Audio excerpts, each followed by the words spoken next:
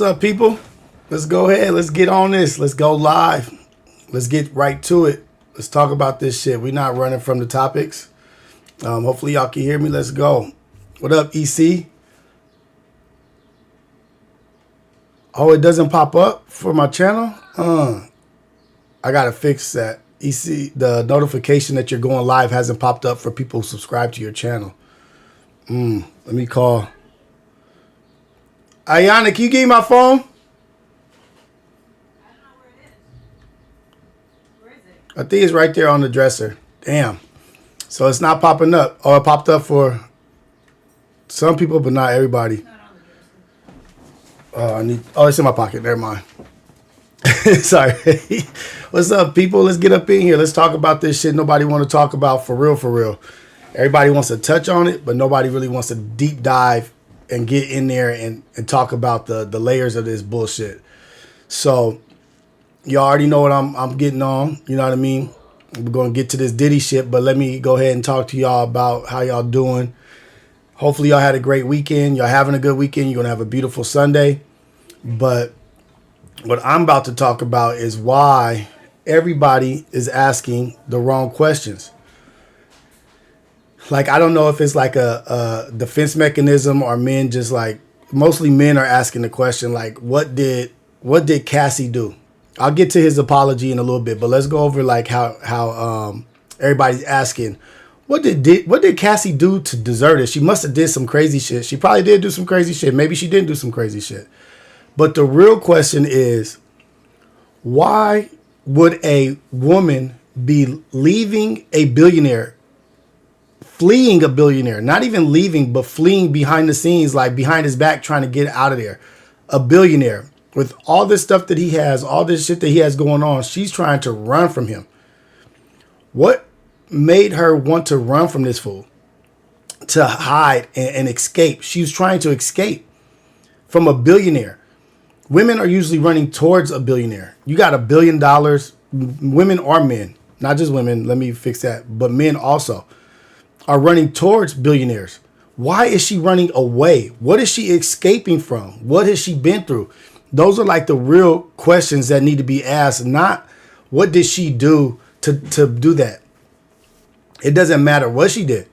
She doesn't need to be pulled, yanked, stomped, hit, and apparently or supposedly she was hit the night before and had a black eye. So my belief is she's like, what do people run from? What do people escape from? Like in flight mode, from monsters, from dogs, from animals, from predators. There's a victim. A victim is usually running. It's not the perpetrator is not usually running away. A perpetrator will walk away, try to be smooth, criminal, try to get away.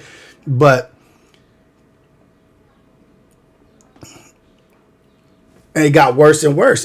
But you saw how she was. I'm talking to EC. Like, I can literally speak to this personally, and you know, Rios, the whole scenario was progressive. It got worse and worse. But when she was being beaten, when she was being kicked like a dog on the ground, she had given up. She was, I'm not moving. I'm not going to do anything. I'm just going to lay here. Which to me, growing up how I grew up, where I grew up, that tells me she has been a victim for a while. She's not even fighting back. She is gone to the point where she's in a fetal position, the most vulnerable, just I give up and submissive position, and to be beat. Like, I'm not even going to fight back. What's going to happen is going to happen. So this has happened multiple times. And people want to say, why did she run? What did she do to make him behave this way?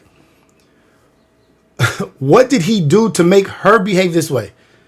To be this docile, submissive, laying on the ground, not even fighting back, and running away from a billionaire, running away from billions of dollars.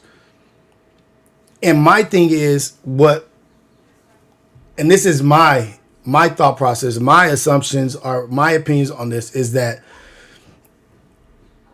billionaires and people with power cannot deal with rejection. They can't deal with rejection. They can't deal with someone saying, I don't want to be with you. I'm done with this. It's over. What up, Tiny? What's going down with you, dog? Shout out Tiny. Shout out Apollo up in here. But I want to leave. I'm out of here. I'm done with this relationship. I'm done with this scenario. And someone of such power or such position or such prestige is like, how can you leave me? I'm a billionaire. I'm the top dog. I do all this. I have everything. Why are you leaving? And they can't deal with that. They cannot rationalize why someone would want to leave what they have.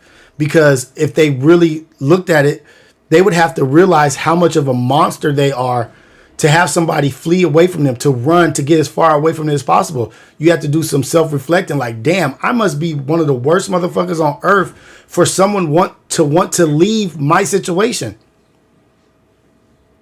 Blame me, like to leave me. I have $1 billion. I have a corporation. I have all these people working for me. I go to Gucci. I go to this. And you don't want that with me? Nah, she didn't want that. She was bouncing. She was leaving. And he couldn't deal with that rejection. And that's what a lot of people with power do. Like, it doesn't have to be money with power. Think about the niggas on this. Damn, I'm trying to stop saying nigga and cursing so much. So, think about the brothers on the street or the women on the street that are being harassed and asked for their number. And a woman says, no, you can't have my number. And they react in the most irrational, territorial, sensitive, emotional man response, or maybe attack the woman or verbally assault her because she rejected him. They can't handle rejection. Why would you say no to me? It's just a phone number. Why I can't get your phone number? And it becomes a perception thing too. Like, oh, you did this in front of everybody, saw you reject me. Oh, now I got to do something about it. Now I gotta be boisterous and rah and big to show you that I can scare you. And if I wanted to, I could take your number. If I wanted to, I could stop you from leaving. I could take you to the ground. And this is all predatory or power position type shit. Puffy's in his mind, he's probably thinking of perception, like what's going to happen when people see that you left me? I had you since a young lady, since you was a young, barely a grown woman, and I had you. And you leaving me? What's that going to look like in the newspapers? What's that going to look like in media? It's horrible. It's disgusting. It's disgusting behavior. And we kind of try to rationalize it and be like, oh, she did something. She had to do something for that. And I think it's because we idolize and put these people on pedestals and a level of, you know what? He couldn't have done that. That's Puffy. He's a great man. He's done great things. He pays people. He does this. So what? So what? Serial killers, serial R words that go out there and prey on women, they live normal lives. When they get arrested, or when somebody that is like a monster, a real monster, gets arrested, you know what their neighbors say? Damn, he was such a cool guy. He was so normal. He was so normal. I would have never thought he would have did that.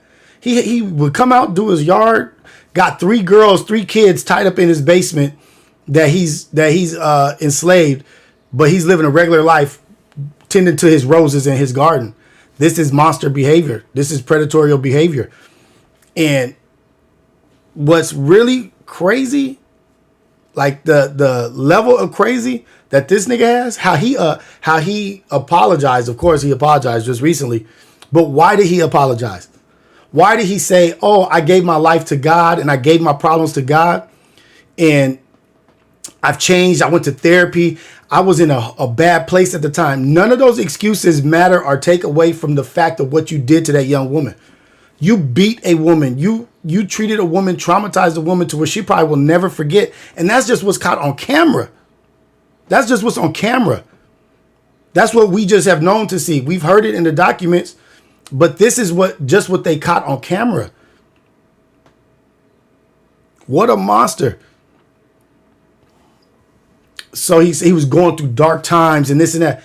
No, you're apologizing because your ass is caught with your hand in the cookie jar, flat out in 4K, caught. CNN blasted you. And I don't give a fuck about these narratives about, oh, that he's a mogul and they were trying to take him down and this and that. Like it's a scapegoat. It's a under the table job. He did what he did. He's a monster. Nigga, he has issues. Yeah, he needs to go to class and whatever. where did that start? Where did that start? Where did this behavior start? Where did he become so comfortable to display this kind of behavior without remorse or without worry of being caught? There was a platform set for him to be able to do this. He may have seen other people do this. Like, oh, okay, when you get up to this certain status, okay, you can do this shit. You could be like this. This is why.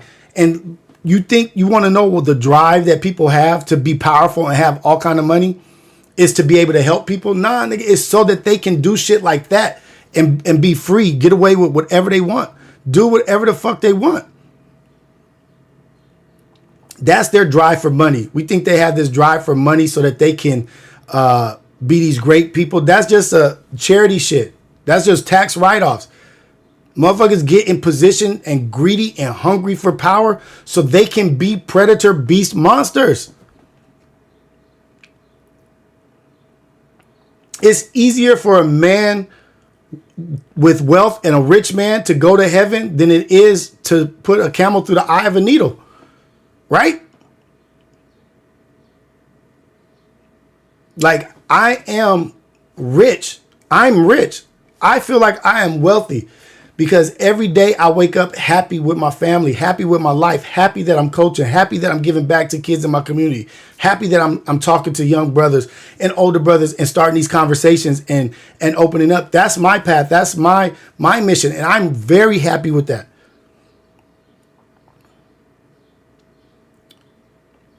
Did I call Yuri? Nah, I didn't call Yuri. I don't know Yuri like that to call him, brother. But we have to notice these things and we have to pay attention. You know what crazy ass motherfucker, crazy ass person. I gotta stop cursing. Crazy person brought up all this stuff. Kanye brought up a lot of this stuff with his crazy self. Andre, look at all the people around Diddy that passed away. Look at all the notable people that passed away.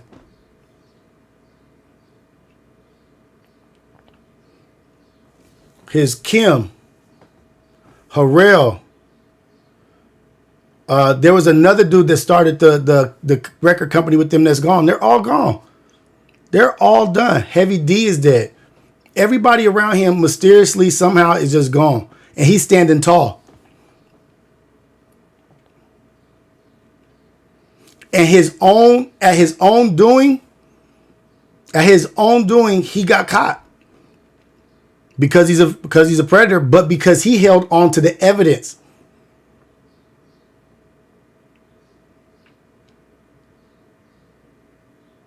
He needs a positive role model in his life reels. No, he needs to be punished. He needs to be punished. He needs to be made an example of.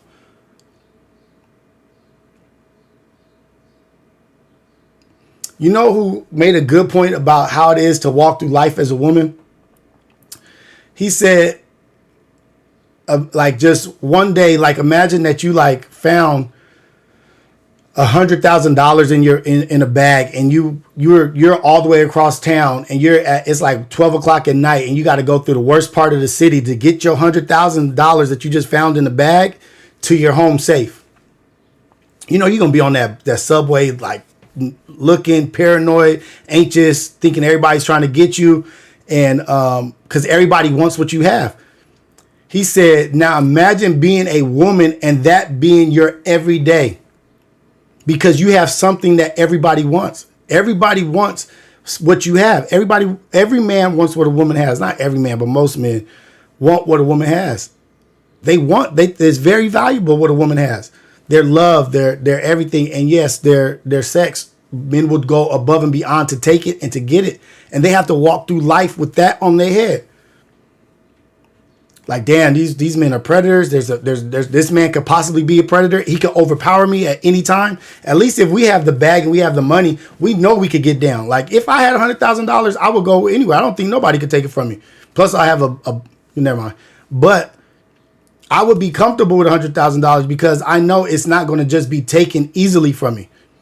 What woman can fight on so many men? What woman can fight the whole world? A man will follow them into an alley, overpower him. So women deal with on the daily scary shit that they have to deal with.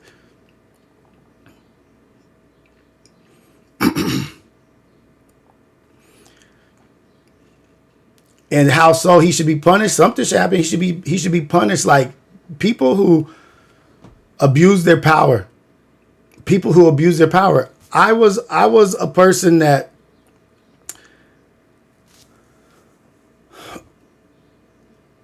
I didn't really understand when they would say like, well, if somebody in a position of power presents an opportunity to someone, they're going to take it because they're scared of what will come if they say no. And so I was on the mindset of, well, so anything they do, somebody could use it against them. If they say somebody open the door for him, oh, you only open the door for him because you were scared of him. But just as being a black man, we have to be conscious of who we are walking through the world. Just like anybody, a black woman, we have to walk outside and be conscious of how we behave because of what people receive us, how they receive us, other people's perceptions. I can't just run by the police. You know why? Because the perception is going to be like that black man or that motherfucker. Oh, shit, still curse. That dude just committed a crime and that's why he's running. Their first thought is not going to be, oh, he's jogging, he's working out. There's certain things that we have to be conscious of. And so these dudes with this power, they need to be conscious of their power and how they're using it and how it can be taken as abuse. They can't ask somebody a regular question. Hey, would you like to go have dinner with me? And you got 7 security guards around you looking like this. Who that's not comfortable with themselves is going to be like, nah, I'm okay. I'm good.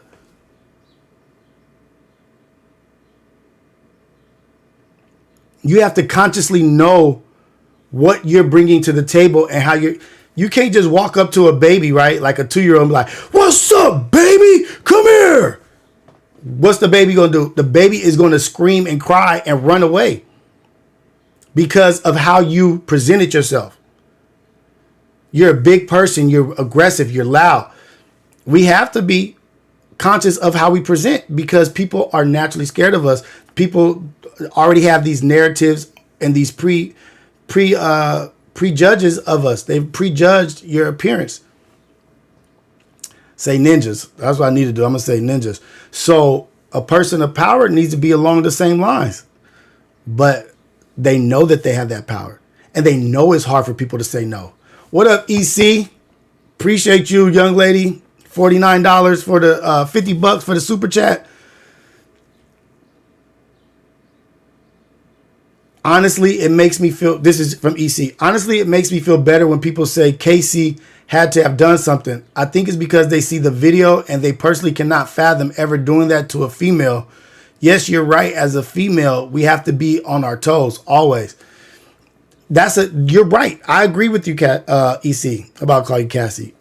Man, prayers out to Cassie. Prayers out to all the women that are being abused. You know what I mean? I want to just take a second and say, we need to do all we can to help women that have been battered and traumatized and that are in these shelters. And I think I'm going to make a conscious effort in my life to do what I can to help women because it's putting this shit in my life and it's giving me a different perspective on it. I have a delay on my thing. Dang it. But it's more so with that comment that you just made, EC, the fact that they can think that there's something that she did that can garner that reaction. I don't think there's anything that can be done that a man should do that to a woman outside of that woman maybe doing the unthinkable to your children. Everybody is a green light when you do something to somebody's child. It will make you go into a rage. It will make you see red.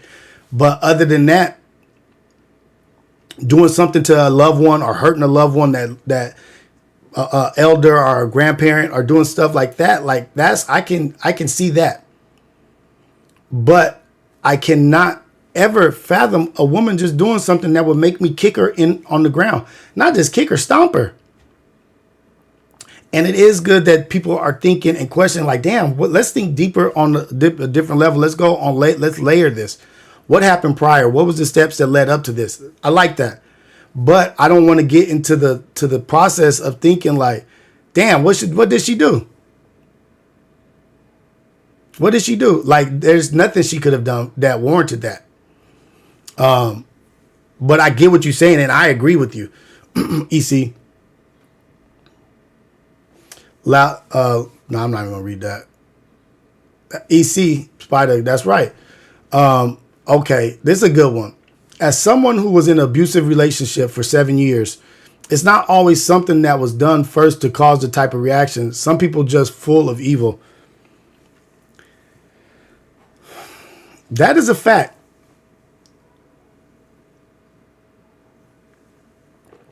That is a fact.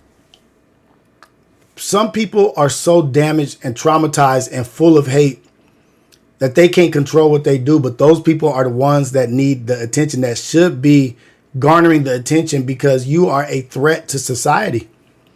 You are a threat to other people. This dude's a monster. Let me pull up some shit that I was looking at the other day.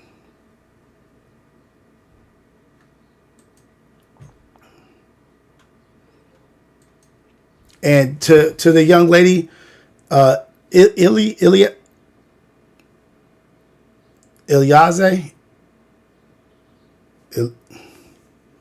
I'm sorry, I'm saying your name wrong. I am sorry for that you had to go through that, but I'm happy and so proud that you made it through it, and that you can use your testimony to help other women and help young women, and use that to empower other women. Use what happened to you to help other women so they don't have to go through that. Or let's put motherfuckers on blast. I know I was supposed to get on the phone with EC, with her and her husband, with me and my wife. I'm still want to do that, EC. I really, really do. And Ilaze, I would love to have a conversation with you so you can help me understand what that situation is like, and what I can do to better help the community, help people, help women, help whatever I can do, what I can do to give, what I can say. And first things first, learning about it and becoming aware of the gravity and the size of the situation. Rios in the morning, I'm here, you know what I mean? Like, but I'm just like so like hurt with this fool's empty apology. You can't go to God and apologize and say, forgive me for my sins, and then go out to the world and say that you never did that shit. That's like the most faulty shit ever. You know what I mean? Like, you are just a freak. Oh, man.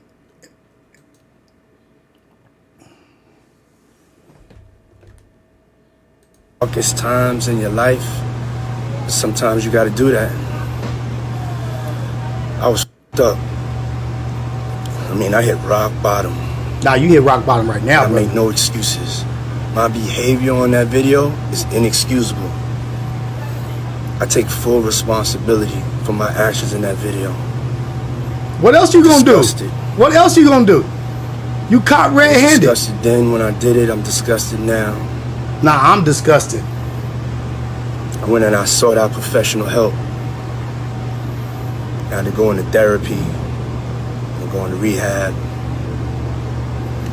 Had to ask God for his mercy and grace. But you went out and lied afterwards. You went back to the world and lied to the whole world and So made sorry. her. You told the world she was lying. But I'm committed to be a better man each and every day. Since when? I'm not This asking morning? for forgiveness.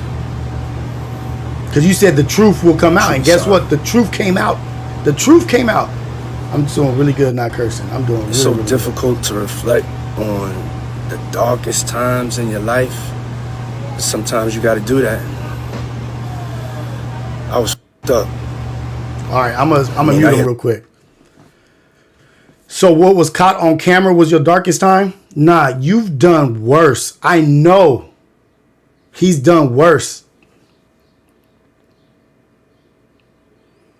Him and his son caught in a shooting situation, whatever that was, where they cleaned it up, security guard. You've done worse. You sent men to prison for you. Shine went to prison for you because you lied. People have died around you. I'm not going to put the Tupac shit on you, but you got something to do with it, because this is the face of a monster. Who is this man with no money? Who is this narcissistic, manipulative predator with no money? That's when you gonna go to God. You try to go to God to save your empire. And then you went back out in the world and lied about it, and God striked you. That's my narrative. You try to have God fix what you had going on, apologize and commit for the sins that you committed, and lie and say, I'm at my bottom, please forgive me. And then you get forgiven, and then you go right out on the platform and say, she's lying. I've never done that. And then be popping it like just living a good life. You on the beach with Stevie J and all this BS. You got all these rappers and hip hop people behind you. I'm literally trying not to be mad right now. I'm trying to be like, even kill, but that's the face of a monster. I've seen the faces of a monster.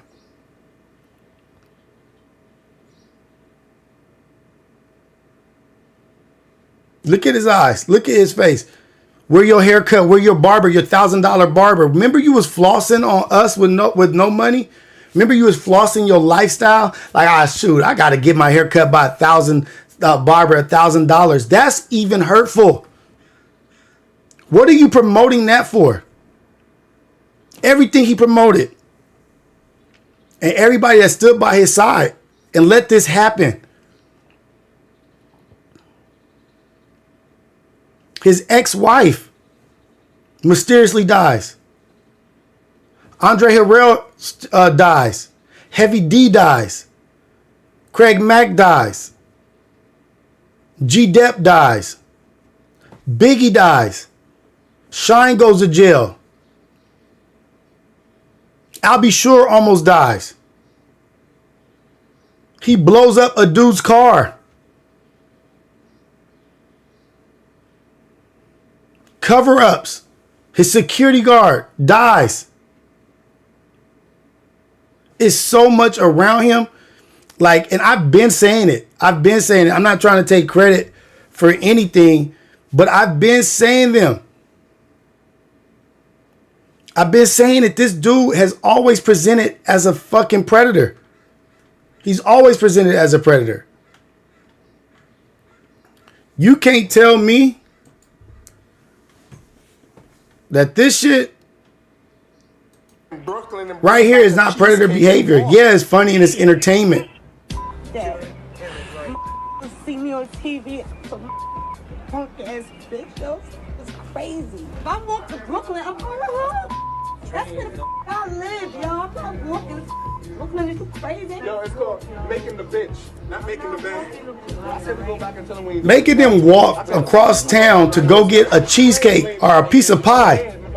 Yo, if you're the captain, bro, whatever you do, I'm with. I mean, come on, man. Everybody. Now let me say something real quick. I'm with you. Let me say something real quick. What grown man tells the youth, these dudes are, I don't care what nobody says, I'm old. These are babies to me. At this time, they were babies. Men and women. Tell them to walk so far to get him a piece of cheesecake. What does that tell y'all? This dude is literally hungry for power to make people have to grovel, cry, make them do things that they don't want to do. And this is on a TV show. This is on camera that he's displaying this nature. And I said it from this shit. When this shit first came out, I knew something was wrong with Diddy. He was making them wake up early, being aggressive with them, making them battle, making them feel uncomfortable in their house. This ain't the military. This is not boot camp. This is real life. You're going to make these babies from New Orleans, from Chicago, from Detroit, that's not from New York. You're going to make them walk in the night to go get some cheesecake. And it's small shit like this that are signs of what someone's behavior is. And guess why they had to do it? This goes along to abuse of power. Because if they didn't do it, they wouldn't get what they wanted from him, which is a record deal, a possibility at a record deal.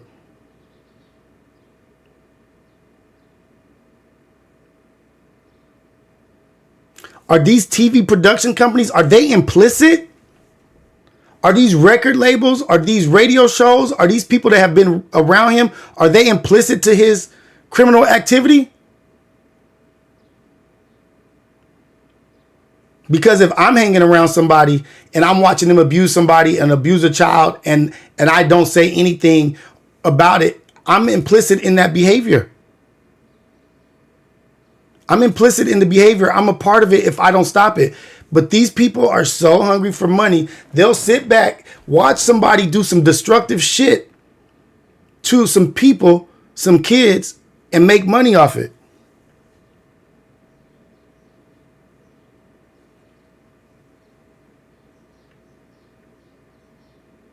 Disgusting. Complicit, not implicit, complicit. Thank you, Joseph. Complicit. Revolt. Thank you so much. I'm saying implicit.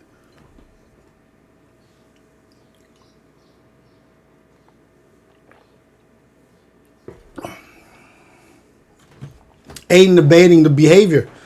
They really are.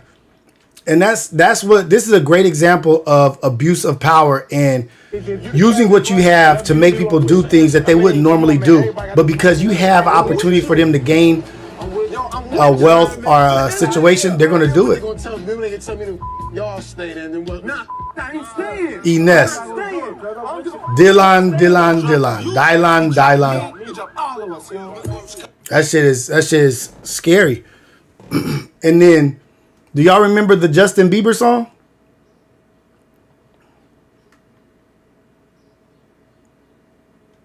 I don't know if it was AI or if it was real. But let me see. There was a Justin Bieber song about Diddy party.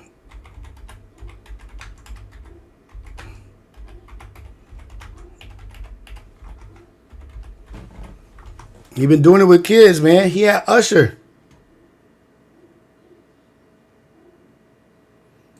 It's probably a fake song.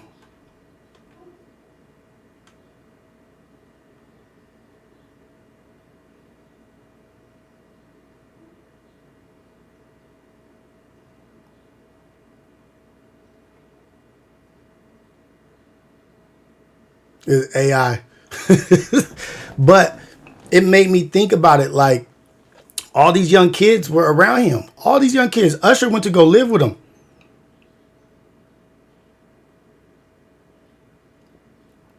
Spending time at these parties, having to sign waivers, NDA contracts, leave your phone. Why do you have to leave your phone to a Diddy party? Why do you have to not bring your phone to a Diddy party?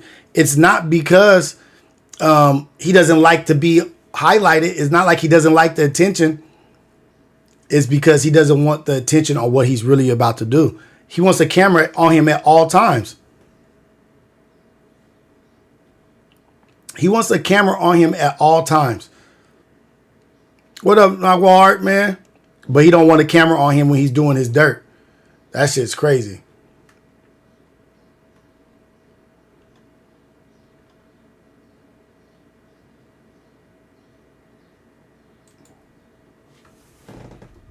But you know who was on his ass? Crazy Cuz. In public, and I didn't have the address of my child. None of these niggas that want to say something Travis now. Gave you the address, though, right? Travis gave me the address. Right. But as far as Meek Mills, Puff Daddy, whoever, none of these niggas. All you fake hard niggas, fuck you. Hold on. Okay. All you fake hard niggas, fuck you. You know what I'm saying? I don't give a fuck who, because you can't shoot nobody anyway. And the reason why you got to talk is because you did a deal, you fucking fed. You know what I'm saying? That's why you got to come at me, because part of the deal for you to be able to do all that and get out of jail is that you promise that you're going to go pull my co-car. So y'all niggas shut the fuck up about me. Now let me say it calm. You niggas shut the fuck up about me. You shut the fuck up about Michael. Right. About Michael. My daughter. Kidnapped my daughter in public. And I didn't have the address of my child. None of these niggas that want to say something Travis now. Gave you the address, though, right? Travis gave me the address. Right. But as far as Meek Mills, Puff Daddy. Imagine your homies not giving you the address to your daughter's party. These people you rub elbows with that's on your side when shit is going good. He said it. They working with the feds. And damn it, this dude was on a lot of real shit. This dumb Trump was exposing the feds too. Like, damn, now that I look back on a lot of shit, how foolish we were. Comey, the head of the feds. He exposed them with the Hillary shit. This fool Kanye was trying to meet up with Trump and get in there, and we thought he was crazy. We thought Trump was crazy. Maybe they both are, but them dudes be talking some real shit. Damn it. Like, woo. Kanye has been on some real stuff, and I will no longer minimize the shit he talks about or be dismissive of what he's saying. People been telling it, and we've been wanting not to believe him because we want to stay in the matrix. It's the red or the blue pill.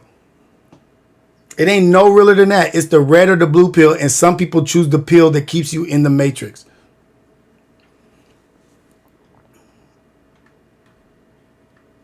EC, I think you said you think Trump got sick of it. I think he got sick of it too.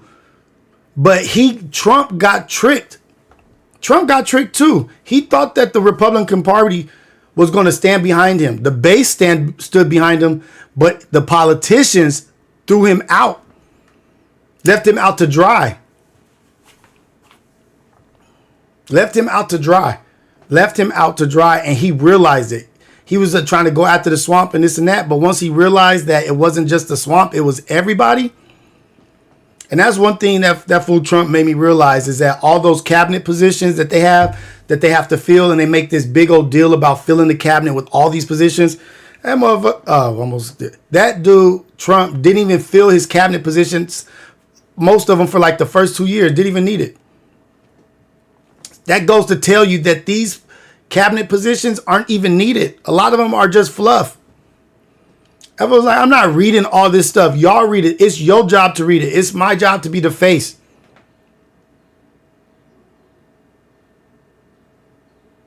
Because guess what? There's not one person, and I'm not pro-Trump, pro-Biden, anything. I'm pro-America. I'm pro our people. I want us to do better in life. And whatever is going to bring that on is what I'm about. But what other person in the world, and we went from Diddy to this, but we went from master manipulators to master manipulators, right?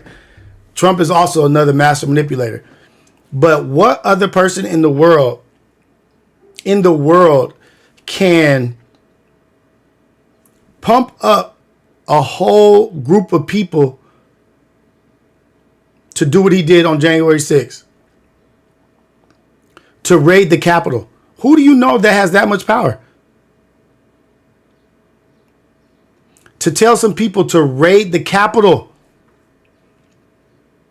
right after the election. I don't know not one person besides that dude, Trump. Besides Trump, I don't know nobody that can get a group of people to invade the Capitol.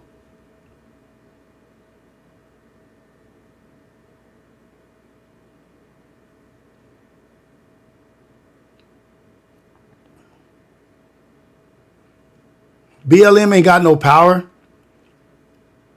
Antifa don't have no power. Those small organizations, even the ones, the brotherhoods and this and that, although they don't have no power. The power is when you can have civilians behind you that don't have nothing to do with it, with cameras like, oh, I'm just walk in with them too. It's the base. It's the regular people. When you got the regular people that don't have no dog in the fight and they still with it, like, okay, we're going to move this direction.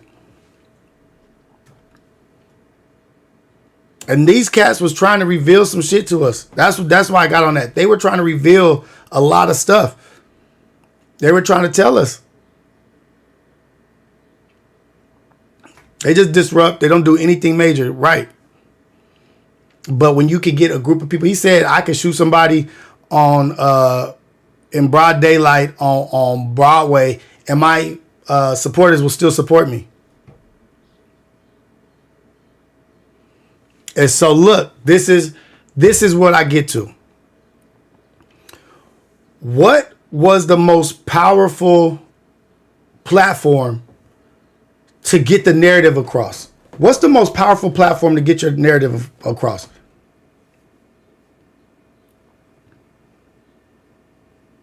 Or what was it? What was it when Trump was? It was Twitter, a social media site, because of the access you have to talk to millions of people. That's what this shit is. That's what this is. This is small potatoes here, but that's what they have. Now we have this. We have podcasts. We have streaming where we can talk to people now. And CNN and all that stuff, that shit's going to fade away. This is about to be the new. Someone just brought up Kai Cenat. Imagine if that dude was on some other shit. Wasn't just on like just some entertainment, weird whatever they do. You know what I mean? Making money, entertainment shit. Imagine if he was on some let's make a movement type shit. If Aiden Ross was like, let's make a movement type shit. How powerful they are because they have access to this. I got it's 115 people in here right now, and I'm getting to talk to y'all and share my thoughts and my opinions. And I've never even met y'all. This is a new age. It's a new era. It's a new technology. Yeah, they kids, but they're going to grow up. They're going to mature. Tupac was a kid. Imagine if Tupac had this. Now look, think about that. Imagine if Tupac, Malcolm X, Martin Luther King, imagine if they had a platform like this.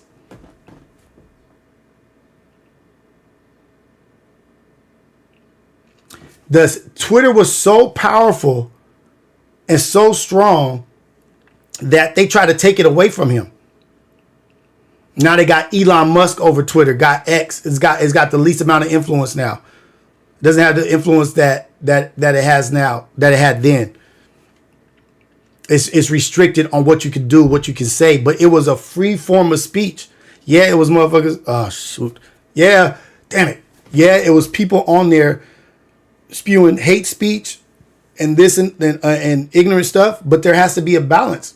You can't have good without bad.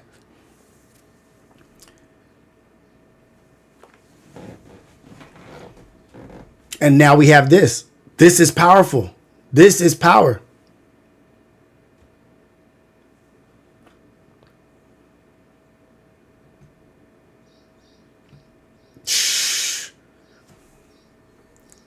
Imagine if, okay, they took Farrakhan off of TV. In all of America, he couldn't be shown on TV. Imagine if Farrakhan had Twitter, or if Farrakhan had opportunity to do this. Farrakhan's been blackballed so bad that his platform is only having live speeches to his people. But they control the narrative. They control what you could get out, what you could speak about. They want Puff Daddy to be able to speak. They want Puff Daddy to have the platform. They want monsters that are feeding their narrative to have the platform. What's good, Keem's World?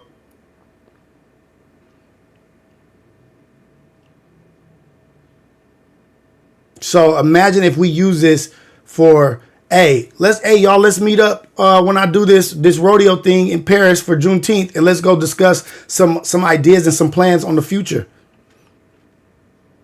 Think what we could do with that. How far we can go. What if we figured out like, if we support this or invest here, we can have land and property and we can all do this and that. If we came together on one accord and one thought and say, you know what, fuck this shit.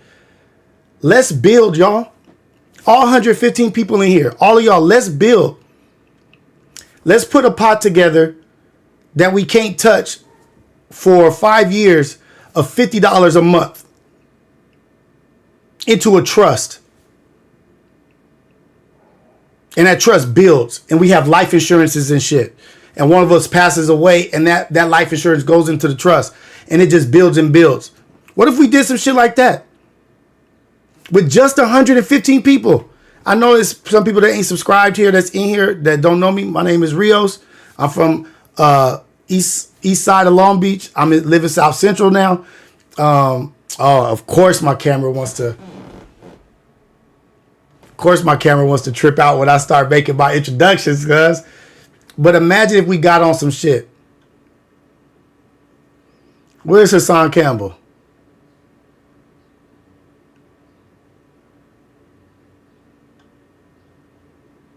Did I miss the message?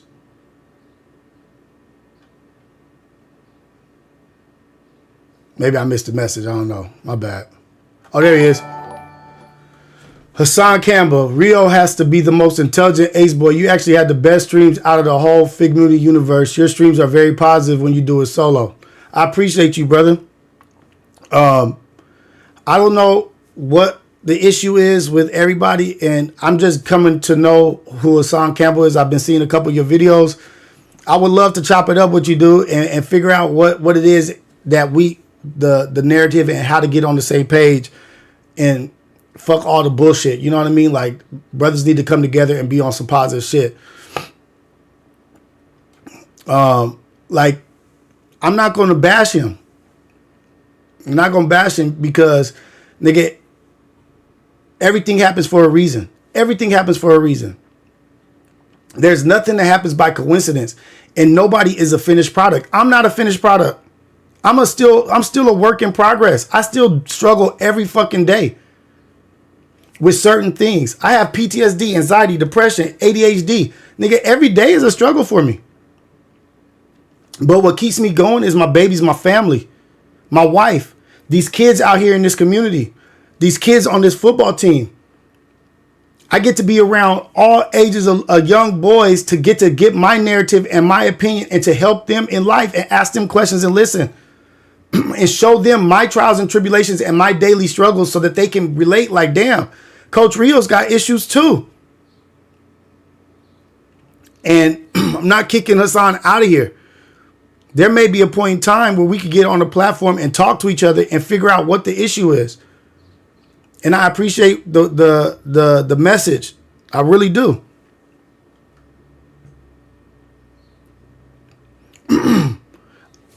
It's not the collab you thought you would see, but I would like to understand what is going on, what the issue is, because I don't really want beef with nobody. I don't want to be against nobody.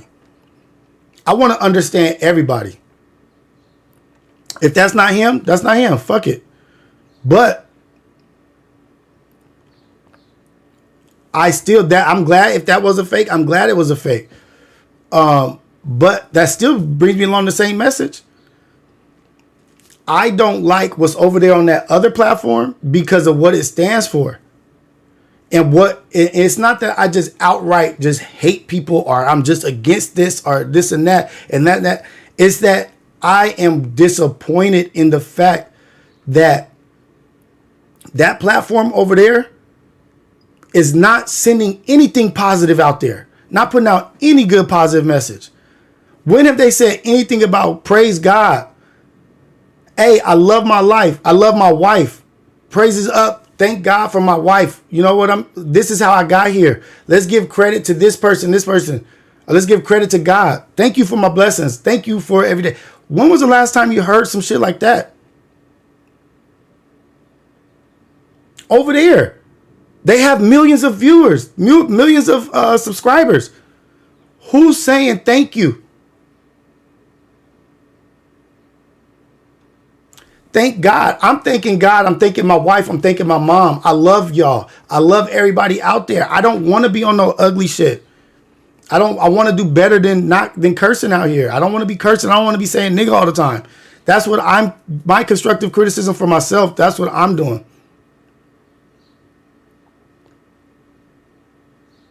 Bro, you're imposing your morals in other humans. What makes you're saying the universal answer to everyone? I'm being honest. Give me a good answer. We not from 63rd. I'm going to give you some attention. You're imposing your morals in other humans. Now that's where we got shit messed up, man. I'm just sharing my point of view. I'm not imposing it on anybody. This is mine. You don't have to be here to listen. You don't have to be here to take this message in. This is me sharing how I feel about life. It's not imposing. I'm not forcing anybody to do anything. Am I the universal answer? I'm my universal answer. I'm my world answer. Maybe not your world, your universe, but in my universe, this is what it is. And I'm allowed to control my universe. And the people that want to be with me and support me, that's their prerogative. Where do we get this thing of like, I'm not trying to take nothing out of school. I'm not trying to put in certain things in school. I'm just trying to talk love.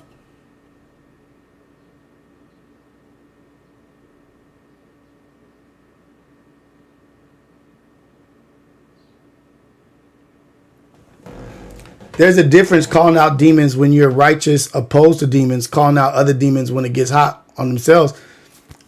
I'm not sure I understand that, but I got you. But these master manipulators that are out here are controlling, and these social media platforms are what's up. This is like, you guys are really being a part of what's the future, what's coming next. It's this movement here. It's this. People having these platforms that are not imposing on anybody, but people are allowed to come and view, come and support, and come share your thoughts. If I was imposing, I wouldn't have a live chat. I wouldn't let people be able to speak. I wouldn't even repeat your opinion. But it's because I respect every single one of y'all. We not from 63rd first came in here on some BS, fighting everybody on some disrespectful stuff. But he just asked a question right now that was the opposite of my opinion. But he asked it in a respectful way. And guess what? I'm going to give him respect back and answer that shit. Because everybody deserves an answer. If it's asked in a respectful way, he might really want to know. And he might really feel like I'm imposing my morals in other humans. I'm not doing any kind of imposing. I'm sharing what I got.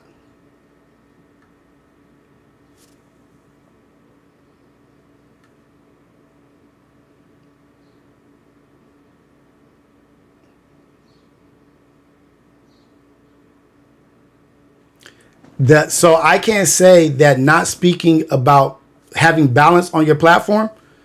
We not from 63rd putting out negative, only talking about death, only talking about gang wars, only talking about. So why didn't who snitched on you?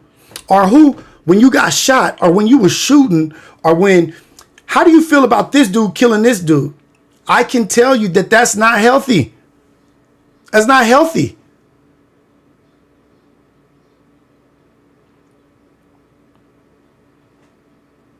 That's not me judging. That's me knowing. I know that that's not healthy. I know that that's not balanced. And people are abusing their power.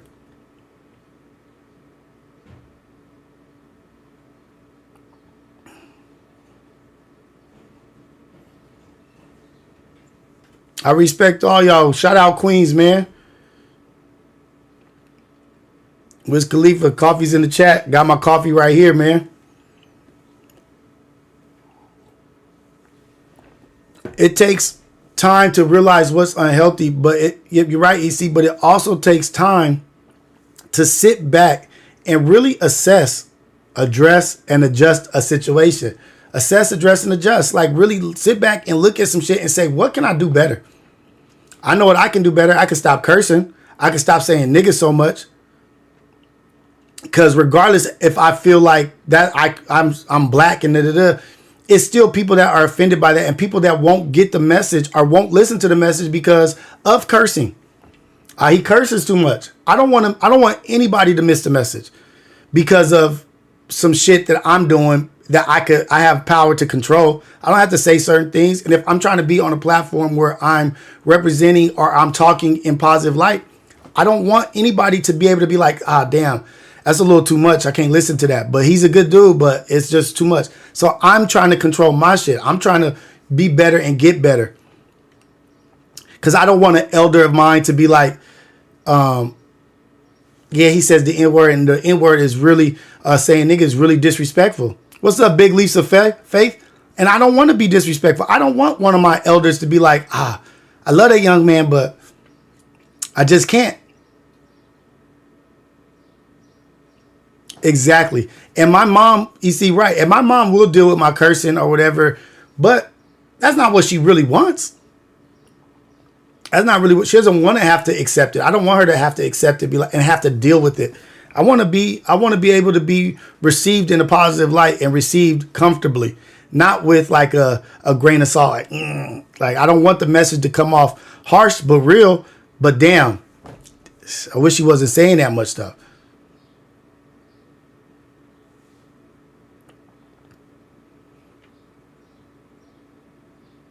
Right.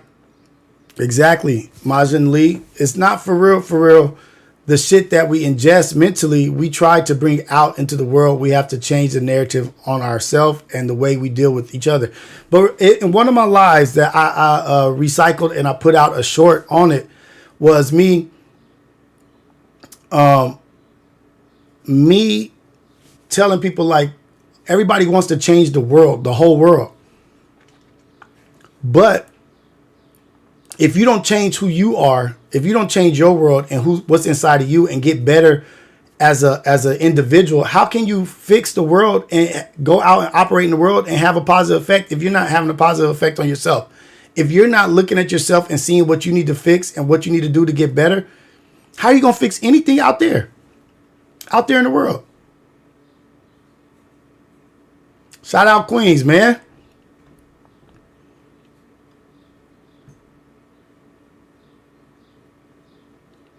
I love y'all, man. Like this is the coldest. This is the most vicious thing to have, to be able to a Sunday morning really get to have like dialogue and talk to y'all and get y'all thoughts and opinions on things. Like I really appreciate it.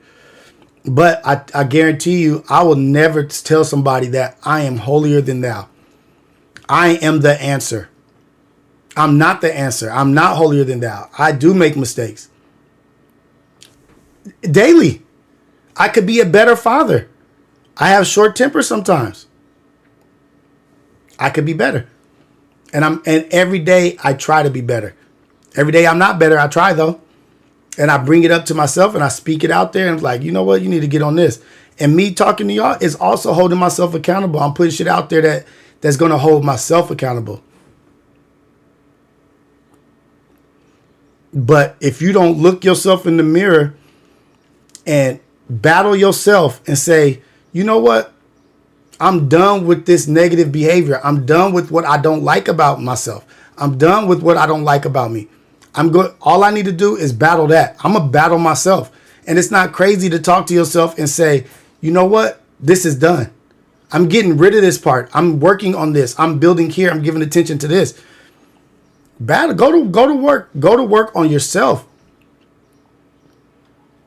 Go in the mirror. Write down what you like and don't like about yourself. And then attack those things that you don't like about yourself. Or turn those things that you don't like about yourself into weapons, into tools to strengthen you. I'm talking to the man in the mirror. That was a dope song. It was a really dope song. He has a lyric in that song that he says, I picked out my favorite coat, my favorite winter coat, and I'm like walking by hungry babies acting like their struggle isn't real. Man, I got to find this lyric real quick. I'm sorry, y'all. But Michael Jackson laid out a lot of lyrics and a lot of songs that were so dope, but that hit home so hard because it's like we put on our best clothing like, oh shit, I'm about to get out here, be vicious, and then walk right by babies struggling, acting as if their struggle ain't real.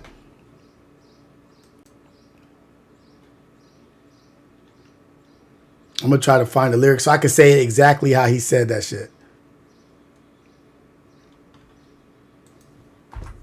But I appreciate all y'all in here on a Sunday morning vibing with me and just chilling. As I turn up the collar on my favorite winter coat, this wind is blowing my mind. I see the kids in the street with not enough to eat. Who am I to be blind, pretending not to see their needs? What?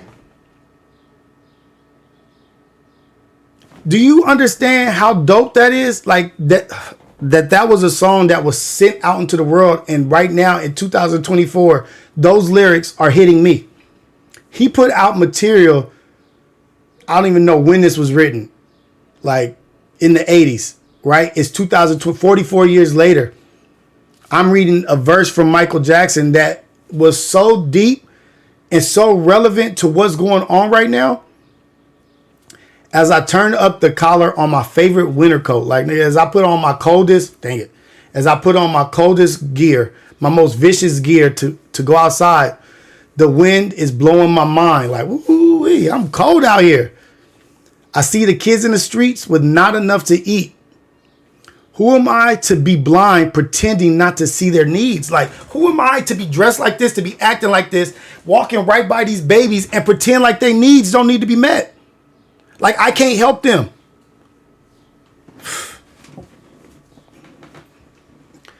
That's just what it is, man. Like, we gotta be on this elevated, like, trying to help be a better person type stuff. Like, and we just went to Man in the Mirror, but woo, 1988. Thank you, lovely. That came out in 1988, man.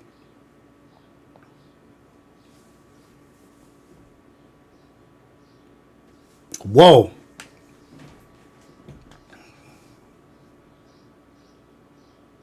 Man in the Mirror, dude. Like that.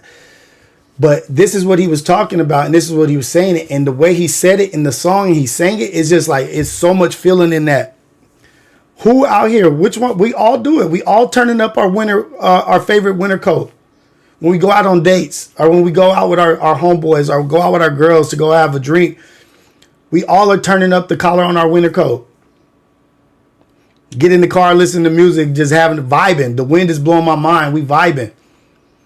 Driving downtown LA to the club in downtown LA. This is talking to us as we go in downtown LA.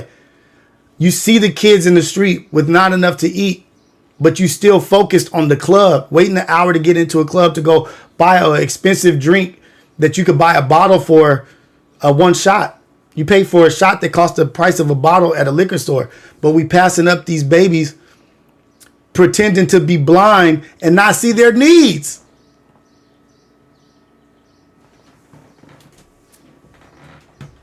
Like, that's so dope. Like, but that's reflection, exactly. And we got to be on it. Ace-Boy Dogface. This year, I've gone out of my way to treat everyone with kindness, no matter how I'm feeling mentally or how my brain perceives our interactions. That's what's up. So I just had a dope conversation with one of my homeboys, right? Not my homeboy, but like a father of one of the kids on the football team. And he's, I would say like a friend, a family friend, part of the circle.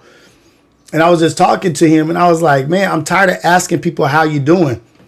Because us as men, we just say, oh, we're good. I'm good. Everything's good. You know, we ask people, how's work? We ask other men, how's work? How's work treating you? Work is work, man.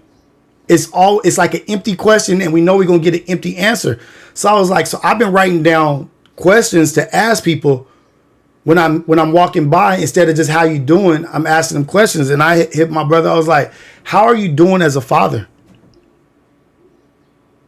Stopped him in his tracks. I asked him, I said, hey, how you doing as a father, man? It broke him down. It shut him down. Because neither one of us have ever been asked that question.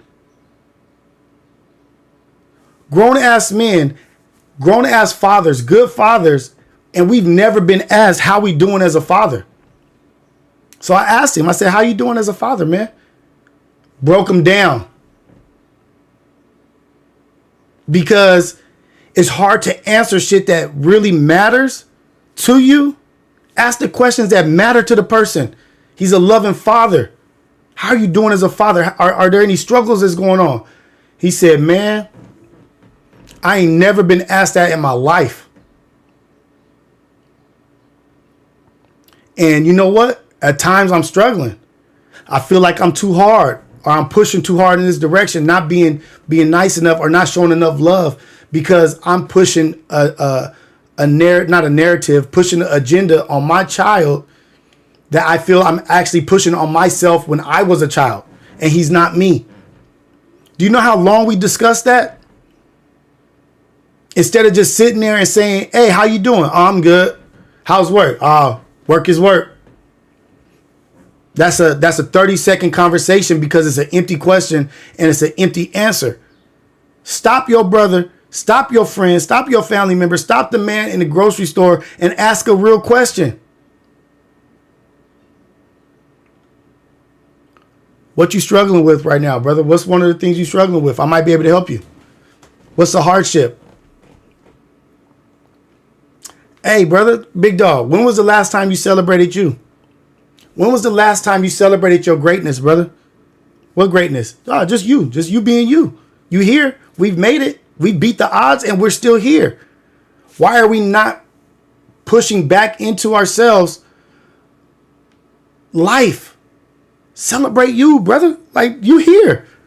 Like, we here. We got kids and we're supporting them and we're spending money for them to have a good life. We're giving them these platforms so that they can be out here playing football, going to chess, doing all kinds of stuff, soccer, tutoring. Have you celebrated that? And these are the questions that I'm writing and that I'm asking people daily now. I'm not with this bullshit no more. I asked the brother, I was like, hey, what's the last argument you and your wife got into?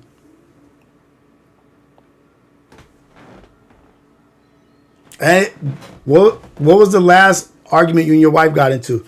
And does it matter now?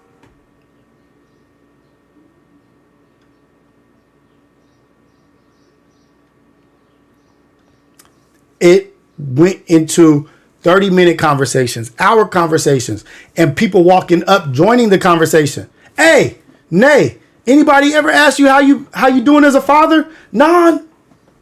No one ever. Nah. Well, how you doing? Change it. We're changing the narrative.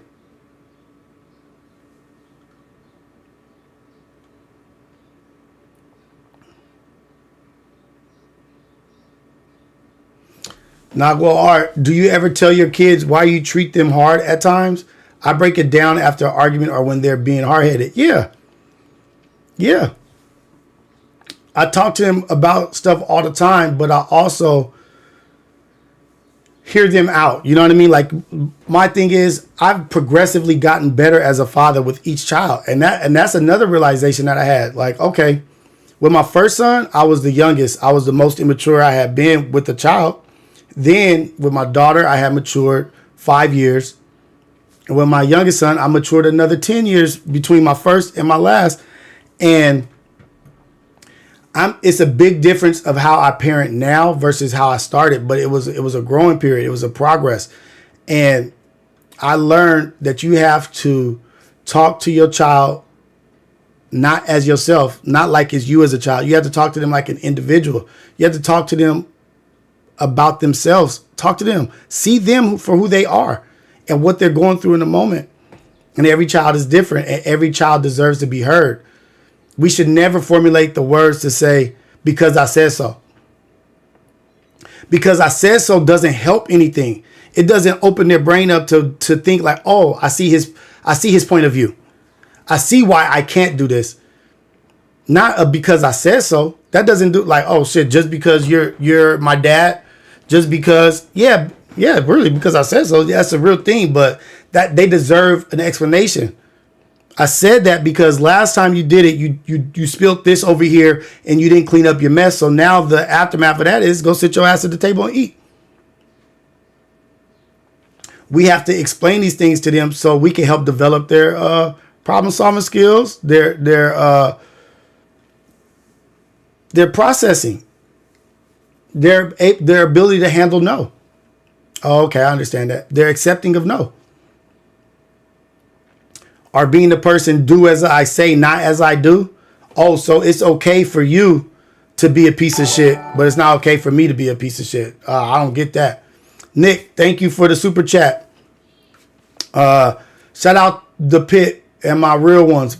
Be about your manhood at all costs. Shout out the pit and my real ones. Be about your manhood at all costs. That's right. Why, when men have custody like me, we don't get the same attention and benefits that the single women parents? I don't know. Maybe they feel as if men are more capable are physically stronger, are physically got the opportunity to be able to do things.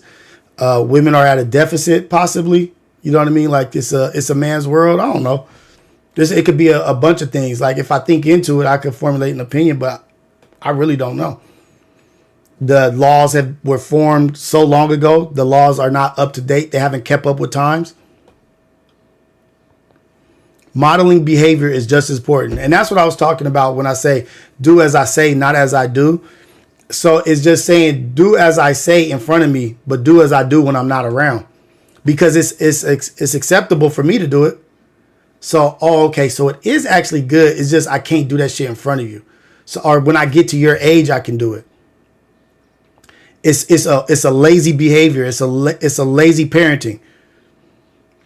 Shout out South Africa. And you got to get that communication, that open line of communication early, so that's their go-to. That's their like, oh shit, I got to talk to dad. I got to ask mom a question. You want your children talking to you instead of talking to other kids out there that have bad parenting. You don't want your kid asking another kid whose parents are the kind of parents that are like, because I said so.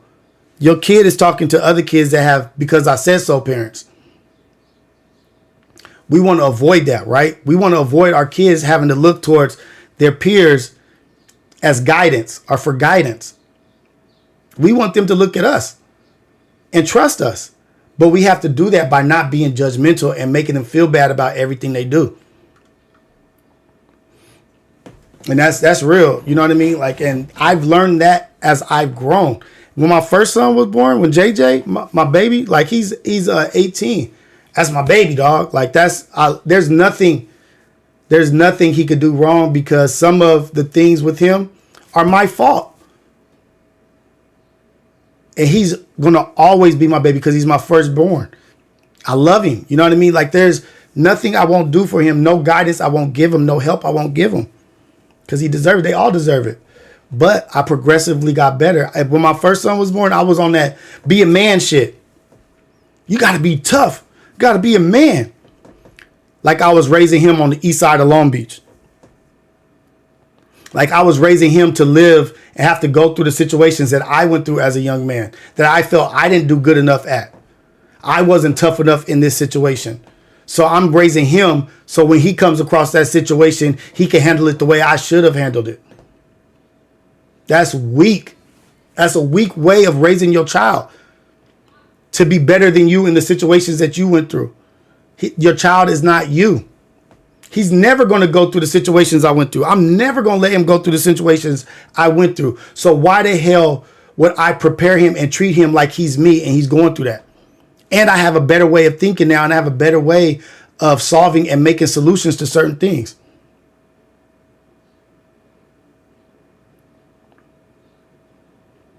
I have a better way of getting through stuff. I have a better way of dealing with things now.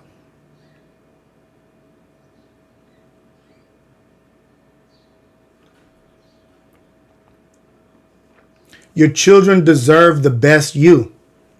Your children deserve the best you. Your family deserves the best you. We go out into this world and we give the world the best of us.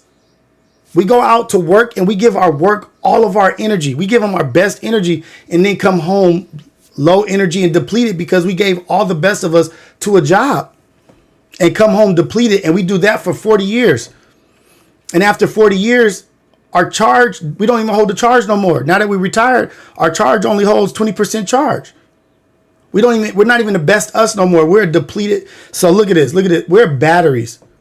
We're literally just batteries. Our home is the charger.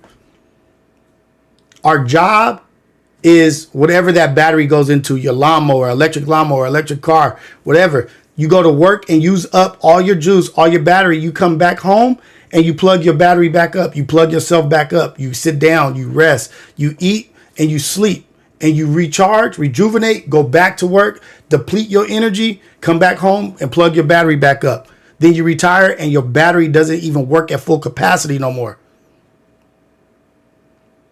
Because you're not balancing your shit when you go to work and keeping an even balance and knowing that who deserves the best of you and the most of you is your children, your family, And if you ain't got a wife or kids, your mom, your sister, your brothers, your aunties, your cousins, they deserve the best of you. The kids that you're talking to, that you're a part of the community, they deserve the best of you.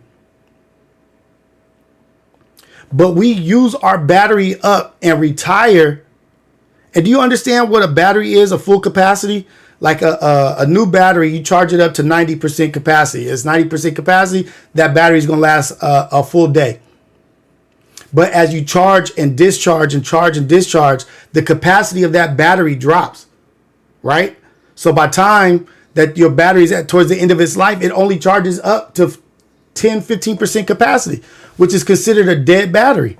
But you can still use it for 10, 15 minutes, but it's dead.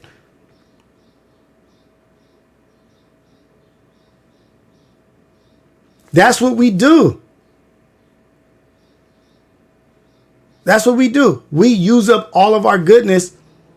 Come on, charge up. And then by the time we retire, we're dead. Our capacity is here. Most people die within 10 years, 15 years of retiring. But you spent 40, 45 years working. We have to look at that kind of stuff. We also have to be more healthy.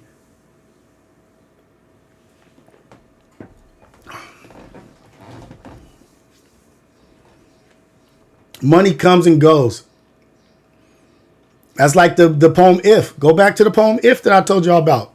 Be willing to lose it all, build it back up with worn out tools, and never speak a word of it. But never sacrifice the time that you have with your family.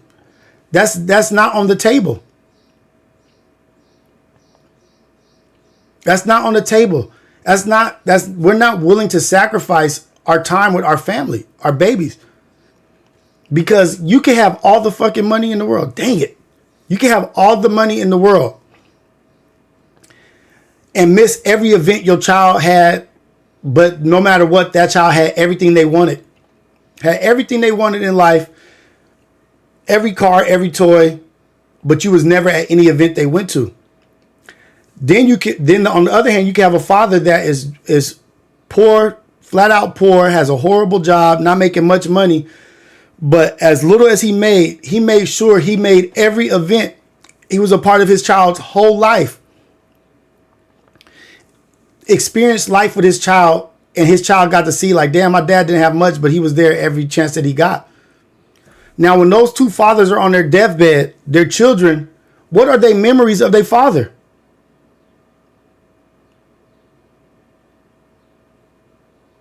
Damn, my father was never there. Money was more important.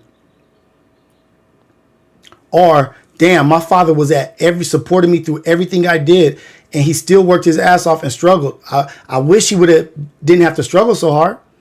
But my daddy was poor. He didn't buy me the best things, but that dude was there. He was there. Sniz, your dad was asleep at your basketball game? Yeah, because he worked his butt off probably. But he was there.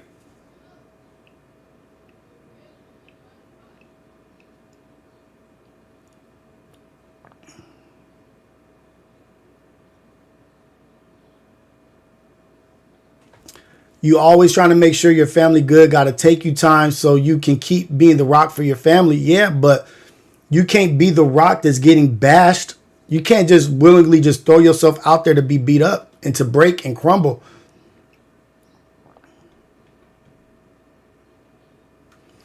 Amber Rivera. Okay, I'll read my I'll read the DM when I get a chance and I'll respond.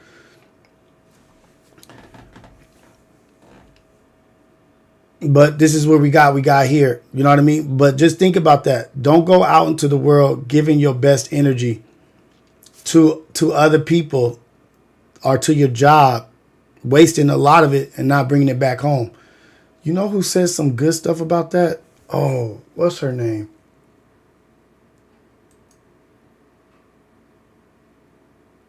Oh, shoot. My bad. I can't think of it. But it was like back in maybe the 60s. It was a conversation where a black man was talking to a lady and she was saying, he was saying how hard it is for a black man in the world. And he has to go out there in the world and lie every day and act like he's happy and like, oh yeah, putting a smile on his face and code switching and being happy. So when he comes home, he just wants to just relax and be himself and just chill and just leave me alone. Let me do what I do. But the woman he was talking to, the black woman, was like, and these are two famous people. I gotta figure it out. She said, well, why don't you come home and lie to me too then?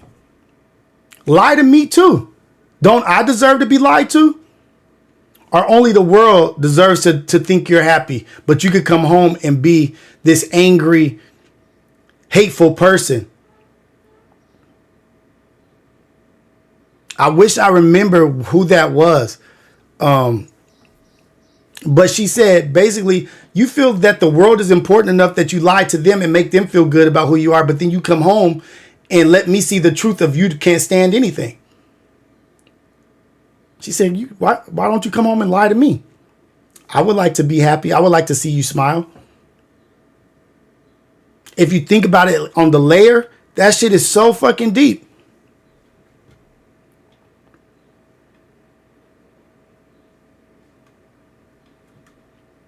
I wish I could remember.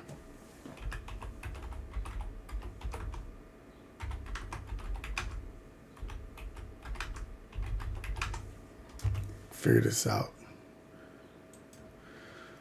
Oh man. Dang it. I know I'm not gonna be able to find him. Oh, there he is. Oh, it was James Baldwin. James Baldwin talking to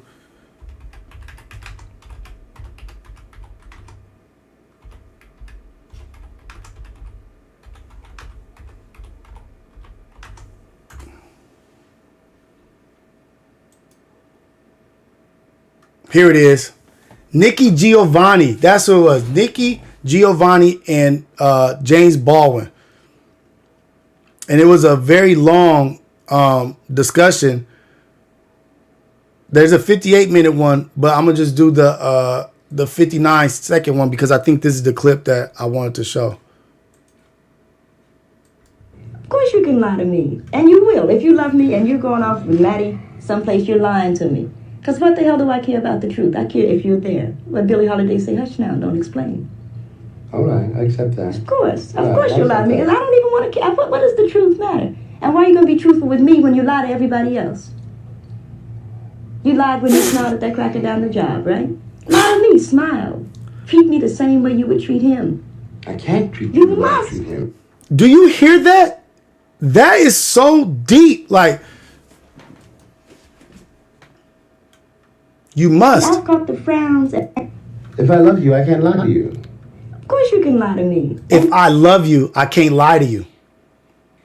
That's a self-reassuring statement. That's a self-building statement. Maddie, someplace you're lying. All right, I'm not gonna stop it. Listen. If I love you, I can't lie to you. Of course you can lie to me, and you will. If you love me and you're going off with Maddie someplace, you're lying to me. Because what the hell do I care about the truth? I care if you're there. What Billie Holiday say, hush now, don't explain. All right, I accept that. Of course you lie to me, because I don't even want to care. What does the truth matter? And why are you going to be truthful with me when you lie to everybody else? You lied when you smiled at that cracker down the job, right? Lie to me, smile. Treat me the same way you would treat him. I can't treat you the way I treat him. You must. Because I've caught the frowns and the anger. He's happy with you. Of course he doesn't know you're unhappy. You grin at him all day long. You come home and I catch hell because I love you. I get least of you. I get the very minimum. And I'm saying, fake it with me. Is that too much of the black woman to ask of the black man? For 10 years, so that we can get a child on his feet that says, yeah, father smiled at me.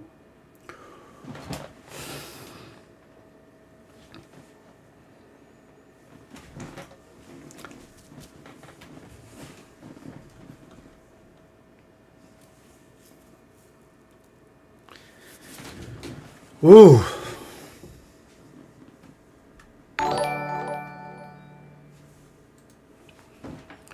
One more time, because I can hardly talk after that. Of course you can lie to me, and you will. If you love me and you're going off with Maddie someplace, you're lying to me. Because what the hell do I care about the truth? I care if you're there. What Billie Holiday say, hush now, don't explain. All right, I accept that. Of course you lie to me, because I don't even want to care. What does the truth matter? And why are you going to be truthful with me when you lie to everybody else? You lied when you smiled at that cracker down the job, right? Lie to me, smile. Treat me the same way you would treat him. I can't treat You you the way I must. treat him. You must. Because I've caught the frowns and the anger. He's happy with you. Of course he doesn't know you're unhappy. You grin at him all day long. You come home and I catch hell because I love you. I get least of you. You come home and I catch hell. We've all been this. We've all done this. Think it with me. Very minimum. I'm going to talk more about this. I'm going to just let her finish this. I'm sorry. I get least of you. I get the very minimum. And I'm saying, think it with me. Is that too much for the black woman to ask of the black man? For 10 years, so that we can get a child on his feet that says, yeah, father smiled at me. Do y'all understand how deep that is?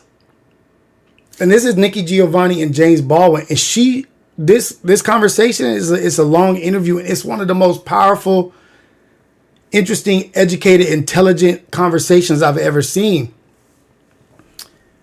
And she shut him down with that. Like, she hit him so hard with that. And it was so simple. And James Baldwin is deep. He's a smart man. You see his eyes when she asked him that, or when she said that, even he had to hit her like, fuck, dang it. Sorry. Dang it. He was like, damn. Yvonne Barnett, thank you for the super chat. Can each one of us in the chat please share this stream with at least one person? Yeah, real shit. Let's share this stream. If you guys think it's worth sharing, share it. Share the idea. Repeat some of the things I say if you think it's worth repeating, but I'm just sharing just what I feel. And I'm not saying I'm right or wrong, dude. But this is just me being transparent and honest. And I feel that this is what my calling is do. And this is my mission from God, is to be honest, be transparent, and talk about stuff that I feel valuable. I deem this stuff valuable. Thank you, Yvonne Barnett. I really appreciate y'all. Whew. And so that right there is the interview with Nikki Giovanni and James Baldwin. I want to see if I can maybe put the clip in. If I go to YouTube, I might be able to put it in there. I might be able to drop it in here, y'all. Let me see. How do I share this? Okay, let me go to share. Yep, I got it. I think I'm going to do it. Copy. Okay. Hold on, y'all. Bear with me. I'm so sorry. I'm trying to do this.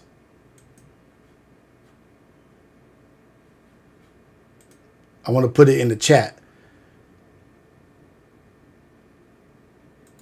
Here we go. Sorry. Let me try to get this. Okay, I'll get it. I'm going to drop it in there.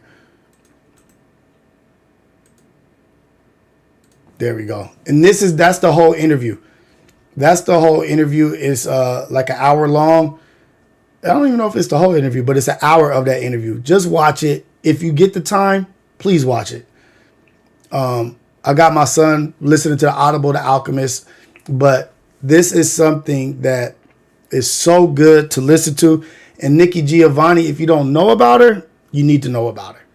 If you don't know about James Baldwin, you need to read some of his things. That's it. I'm going to leave it at that. But, yeah, do your thing, man. Okay, back to it. Okay, back to y'all. Okay, so what she's saying is, isn't that some dope shit? Like, so real. Like, no, you can lie to me. You lie to everybody else to make sure that they're happy. I catch hell when you come home. I'm cooking, cleaning, and you treat me like doo-doo. True intellectual.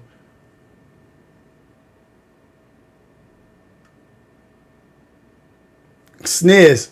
So this is a good question by Sniz. I'm going to answer this question. She said, Rios, so many times in your, I think she meant to, how many times in your life have you had a woman be that honest about how she feeling though? My wife My wife is that honest with me. I don't know if you were here, Sniz, when I shared the story where I was using other men being bad examples or being bad husbands, being bad fathers as a crutch or an excuse for me to be the way I was. I used to tell my wife, like, I'm better than such and such. I'm doing better than my dad was at that age. I'm not doing what this dude was doing. Bringing up examples of bad husbands, bad fathers. And she told me one of the realest things. She said, how long are you going to keep comparing yourself to shit?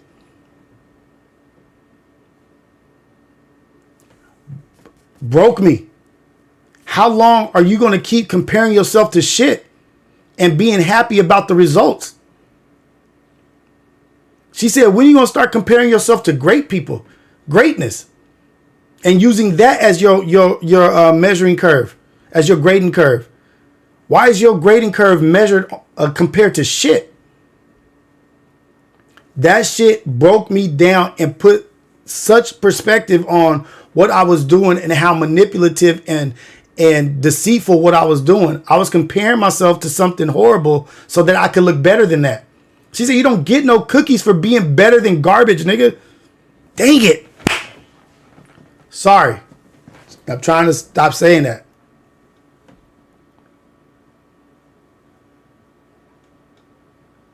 But that was my mom. That was me telling my wife. That was her doing the same thing. D Money Green, Milk 74. This is the other side, y'all. Milk 74 said, if I catch Rios on the east side LBC blocks, it's Diddy stomp time. Oh, yeah, I've survived so much shit in my life that a gnat saying something is just that. A gnat saying something to a king.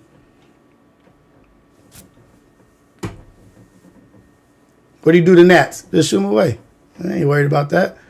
But good job. You got your shit off. Good for you, D Money Green. And she was looking at the bigger picture. You know what I mean? Like, but yeah, that's what my wife says. She broke it down and it made me be better. It really made me be a better person because I saw what I was doing. I saw what I was doing and it was manipulative because it was like you're putting yourself in a light that you're better than somebody, but it's not hard to be better than them. So what standard are you going to set? Are you going to hold yourself to a standard that's higher? Are you going to hold yourself to a standard that's lower? And it was very simple. And she did that. And I really appreciated everything about it. And we have honest conversations all the time. All the time.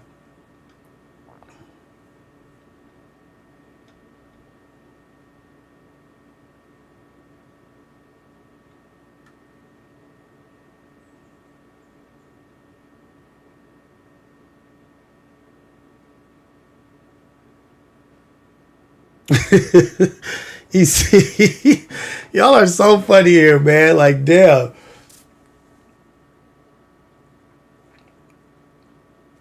I have more likes in the. How do you see that? I have more likes than people in the chat. That's crazy. It must be. It must be a good thing then. I hope.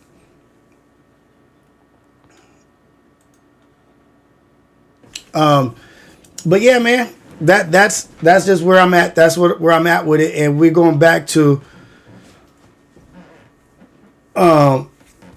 Hey, D Money, it's all good, man. You know what I mean? Like I'm not mad at you. I'm not, but it's certain comments that can be taken like, hey, I don't know if what you on or what not, but I'm not worried about it. I'm not hating. I appreciate you being in the chat, my dog. Long Beach Memorial, East Side, born and raised. You know what I mean? More power to you, dude. But D Money, what if your comment would have set me off to be on some ignorant stuff? You know what I mean? What if you would have triggered me by your trolling, triggered me to do some stuff, some adverse shit that would not be productive? You gotta be careful of the stuff you say. the fans' interaction is more important than the numbers, and that's really what I truly believe. Like I truly believe that the interactions that we have and that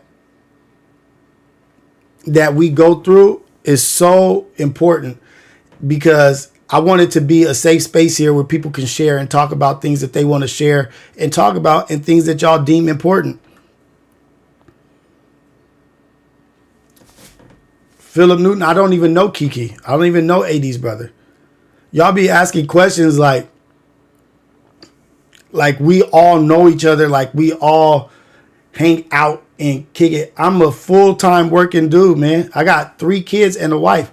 I don't know everybody. I have not ever even met that dude.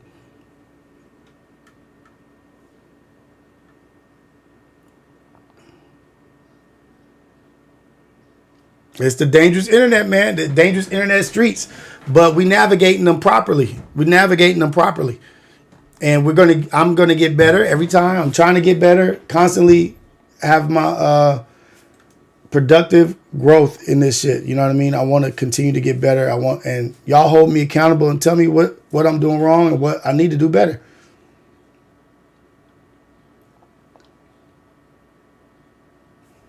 But let's get away from the depth of that real quick, because I want to share something that is like super beautiful to me.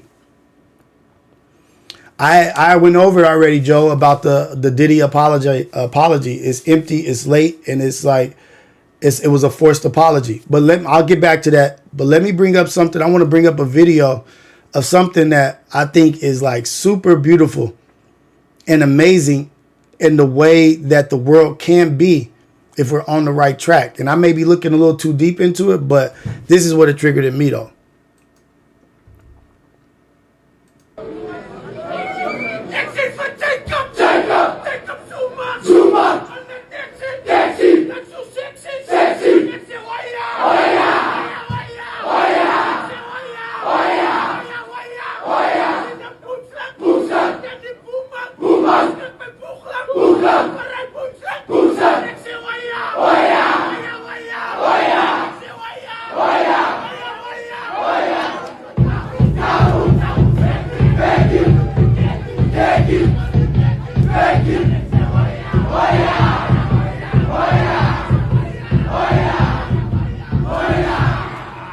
Hey,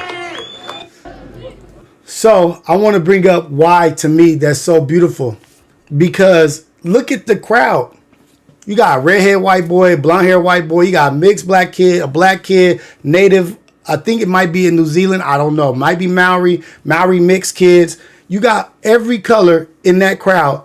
And they are not appropriating the culture. They're appreciating the culture, and they vibing to that shit. That shit is beautiful. Look, you got this look at this little black boy getting it. Like, this is what the world should be.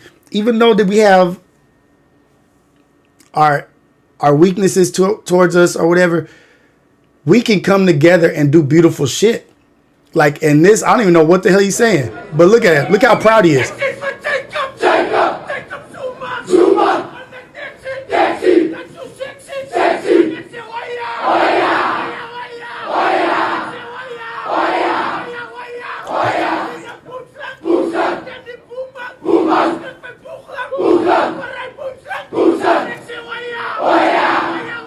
Look, they about to start rocking.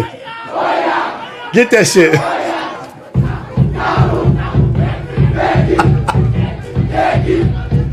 Hey.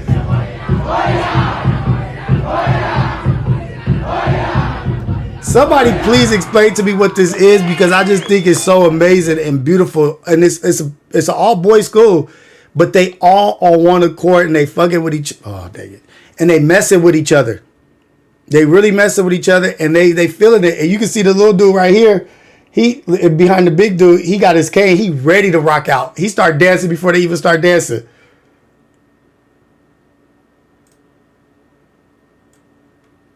Look, he started dancing already. Let's go. Hey, but that's just what I wanted to share that, because we've been talking a little deep. We've been getting on some heavy shit. let's lighten it up a little bit with some good vibes, some music. That's a haka. Let's look at that one more time. The shit got deep. I started getting emotional.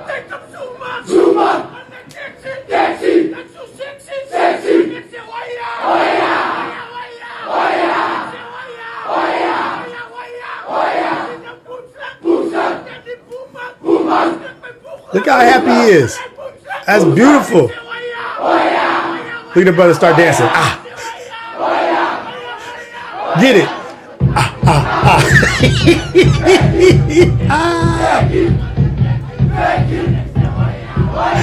Oh, shit. Okay. All right. Woo. That was refreshing. That was like a little, like, let's get a fresh breath of fresh air. Let's change it up. The thing is, so I'm gonna dark corner JMP might have that without glorifying cripping. I'm gonna talk about that in just a second. I wish I could pin that shit so I can just stay on that. But yeah, I know that's a haka, but I've heard different hakas, and that was the first time I've seen that one where they start like getting it. Like the other ones, they be having the tongue out and like get like right before battle. This one was like a party, like a celebration haka, like oh yeah, and then they start getting it at the end. I like that shit, and it was like the biggest one that I've seen with all the kids involved. Like that was bomb. All right, so where's that dude at? He says something. He said might be possible without glorifying cripping.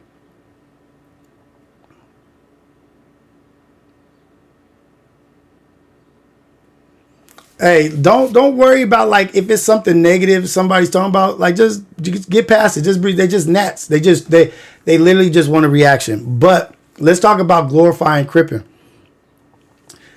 It's not glorifying cripping to be who you are and be where you from and to talk about your lives and your trials and tribulations. I'm not glorifying cripping on here. I'm not glorifying cripping. People like, yeah, there's gangsters and people that are still actively gang members are still actively doing gang shit that are promoting that shit and still talking about it. They're still their main topic of discussion. But there's other people that are talking about shit and getting past and growing past and becoming grown men and living their lives. But there's not people aren't really talking about it. I don't think they're glorifying it. The people that are still in it, they're talking about it. That's their life. That's what they do. People talk about what they're going through. People talk about what they went through. I'd rather them talk about what's real to them than talk about some fake shit that they haven't never done.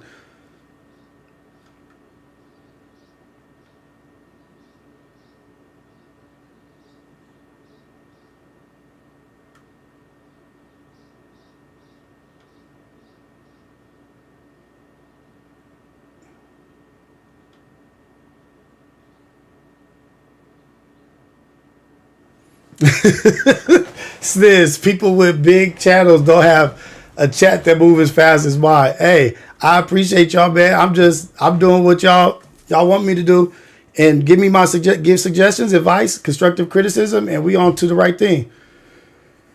They do it before rugby games and it's fire. I've seen those. I've seen those, but my thing is I've never seen this one. I want to get the background on this one so I can look up more of these. And it's like, Oya, whatever that one is, I'm going to look it up. So, Nick, what you getting on me about the life after death? I never said life after death is not a classic. It is a classic album. It's not in my top 5. It's not one of the, it's not up there with All Eyes on Me. It's nowhere close to it to me.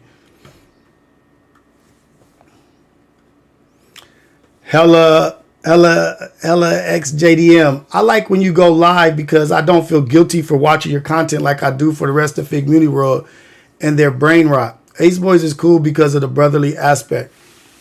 Okay, I agree, but bear with me. Let's look at it on this light. like it could be, you could consider it brain rot or that it's not valuable material to watch, but you're watching for a reason. There's some entertainment value to it. And I truly believe everything that is being put out right now under the umbrella of Community World, it's going to develop, it's going to become more productive, it's going to get better. And all this shit is new. If you think about it, it's new to all of them. Shame on You is new. The shit with Keem Pun and T-Rail, what could go wrong? That's a different level of stuff. You know what I mean? They're talking about different topics. They're talking about real stuff on there. Shame on You is a conglomerate of 5 cats. Is it 5? It's 5 people that have to try to speak about stuff that they deem relevant or that their crowd, their viewers are watching. And it's okay. Like if that's what their viewers want. You know what I mean? Like they have the same viewers that came over. Their viewers transfer over. But give them the time to grow. Give them the opportunity to grow. It's going to get better. Everything is going to get better. They're 2 years into it. So EC, like I was going to talk about that also. There's a big, like people will be like, oh, y'all so damn ignorant for joining gangs. And what is gangs and this and that? But they really have no idea of how that takes place or what happens. And a lot of young men who join gangs are in a bad place in life, are lost in life, and they're spending time outside of the home. And that's who's there for them. That's who's helping them along is gangs. And you just are around and it becomes your lifestyle. And you're too young to know what's good for you, what's not good for you. And you think you know the world. You think you have the answer to everything. And the gang starts feeling like family and brotherhood, which it is in some aspect. But the brotherhood is ran by people that don't really know the best. But they're also struggling through life.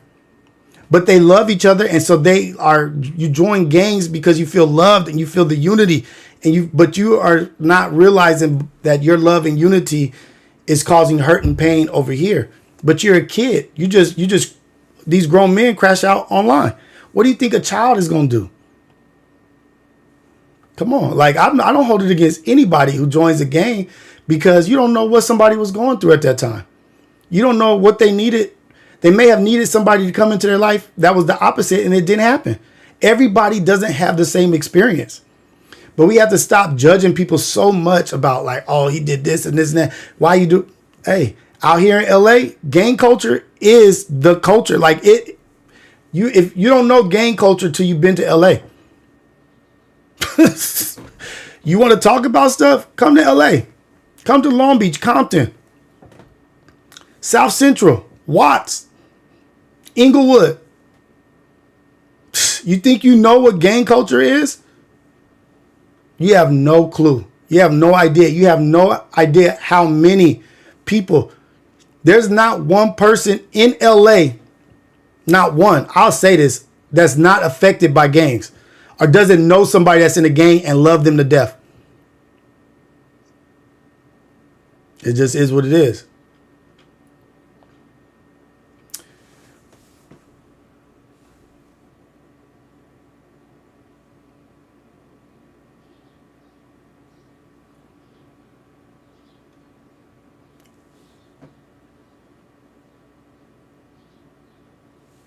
Hey, that's like Ace Boy Dogface. Like he was, look at what his message is. They survived together. Survived life together. It's just like having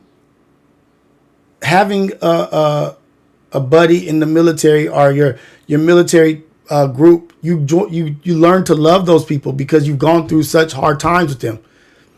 It could be any industry, any situation. When you spend time with people that you have to go through adverse situations and survive, live, avoid, and make do, it becomes your life. It becomes your love. It is what it is. Right idea, wrong objective. Exactly.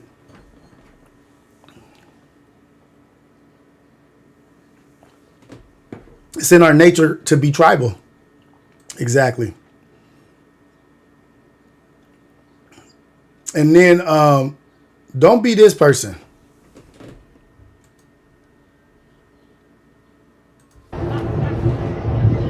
Look at this lady trying to take her bags from a bull. Uh-oh. What happened? I know what. Dang it. What happened? Here we go. Look at this lady.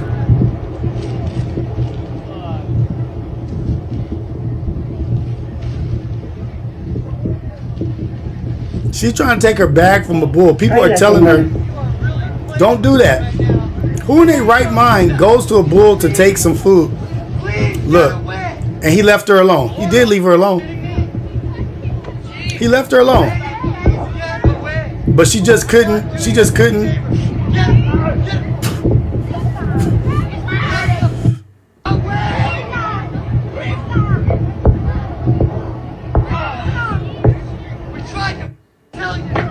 tried to fucking tell you. Oh shit, that is so funny. They tried to tell her. They really did.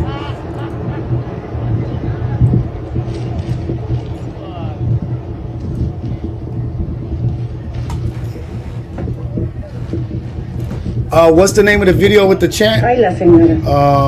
Let me see. After this video, I'll show you.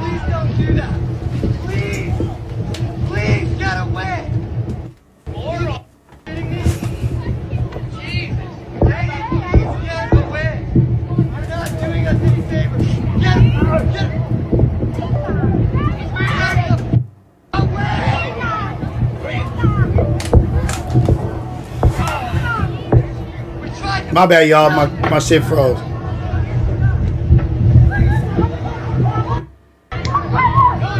Got her ass mauled.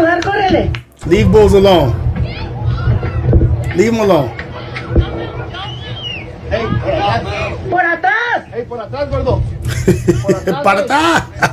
Hey, cuidado, eh. Hey, I'm trying to fix my camera, y'all. My bad. Let me see what's going on. Hold on. Video capture device. Come on, man. Let's get with it.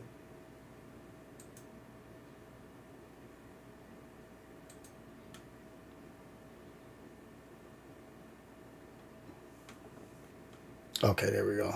We good? We back? All right, here we go. All right, we back. That farm living, that's not farm living. Oh, somebody asked me what was the name of that video, the Goya video. It is,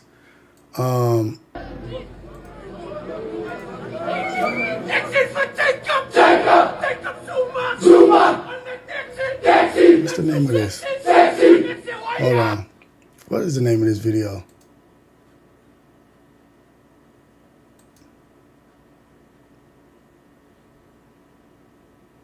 Goya brother.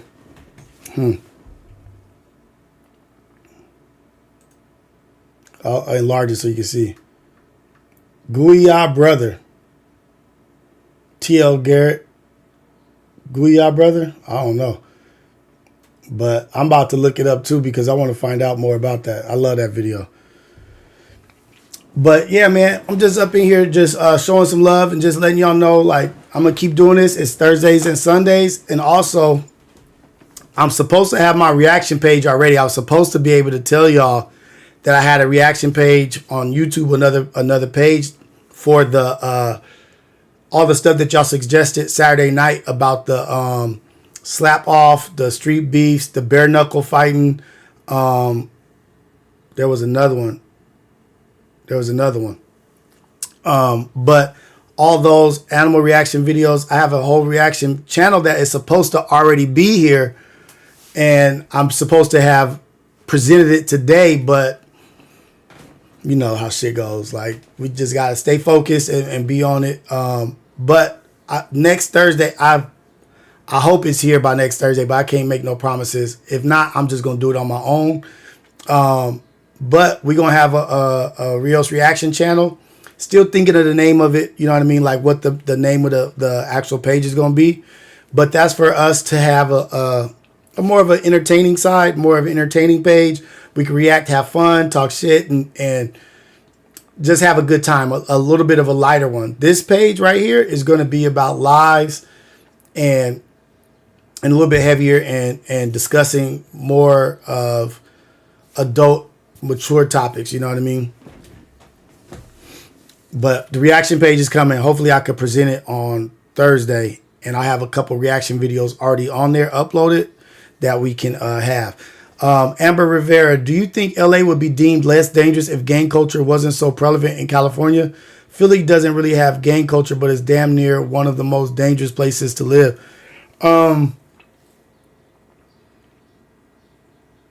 I think if there wasn't gang culture in LA, like, and this is just my real honest opinion, it would be wild, wild west, because it would be just individuals just. LA is wild. I can't even explain how wild LA is. You just have to just be from LA or like lived in LA. And growing up from 10 to 18 as a young man,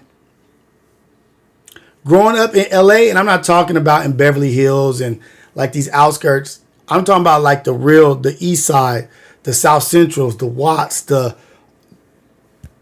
areas, Long Beach, the East Side of Long Beach, Compton.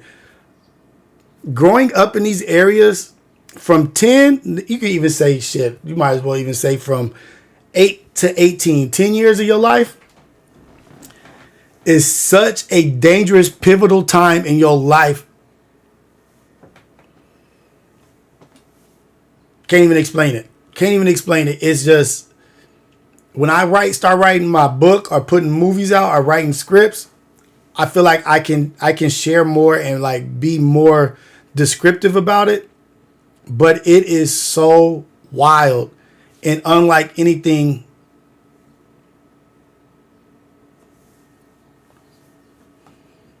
I can't explain it. It's crazy. It's literally a different world. It's a whole different world that is being, like, the shit that's on the internet right now, and like the people that are representing their hoods and like talking about all this crazy shit. That's not really it. What they showing y'all is not really it. I ain't never seen none of this shit. The shit that they doing right now where they're talking about their hoods and being this and that. I ain't never ever seen that in my life. I ain't never ever seen anybody talking their hood business on the internet ever. That's not what it is. What they representing, what they showing, that's not it.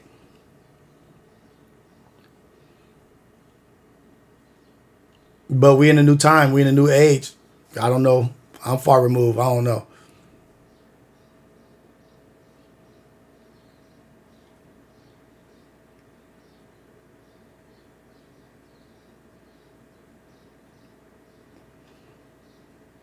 Shit done mutated. It would be more dangerous without gang ethics. For sure. It would be. I don't even know. I can't even think about what this shit would be. This shit would be fucking carnage. But back to what I was saying. The reaction page. Thursday, hopefully I have the page so I can put it in here. And hopefully you guys will go subscribe. And I could present it live to y'all and let y'all know. And then we'll go from there. We're just trying to grow and build out from what we have. You know what I mean? I don't want to stay stagnant, and I'm still going to concentrate on this. This is going to be my bread and butter because this is where my passion is talking to y'all and being in here and being transparent and honest. But there's also another side to me that I feel is funny and entertaining, and I can do that too. And I just don't want to mix the two together. I don't want this page and that page to combine and the message be lost in the different energies. You know what I mean? There's a different energy to everybody. There's duality to everybody, right? Like we have this, and then we can have our fun stuff over there. So just be patient, wait. Coffee with Rios and lives are going to be here. And I was supposed to do the Coffee with Rios today. I'm going to call my wife and see, but I have to drop my son off to get his hair done. But Coffee with the Rios is coming soon. And I got all of them lined up that I'm going to do. So, dang it, EC, you got COVID. Prayers up to you. Hopefully you get a fast healing.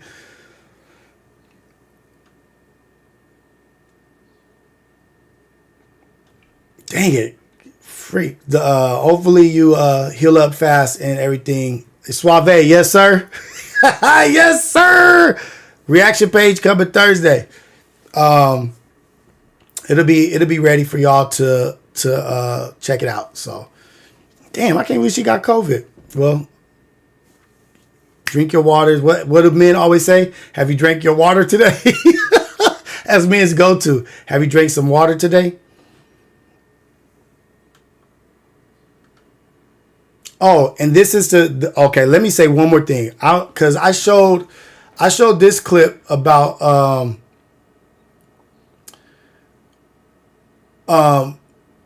these women that were like getting into it on. It's me, Miss Crockett. I'm just curious. I showed this, right? It's about Marjorie Taylor Greene and Jasmine Crockett getting into it. Starts talking about somebody's bleach blonde, bad built butch body that would not be engaging. So it was not professional. But you know, we have ignorant people that always reply. And there was a statement that said, this is why we didn't have women in politics for so long, because they're so emotional and only women do this. Men have been acting like this in Congress forever. But no one ever said it's because of men. But men have been doing that for a very long time. It just so happened that they brought the sauce. The women brought the sauce this time. And so what I wanted to do is show y'all that it's not just women. Look at this. And it's not just America either.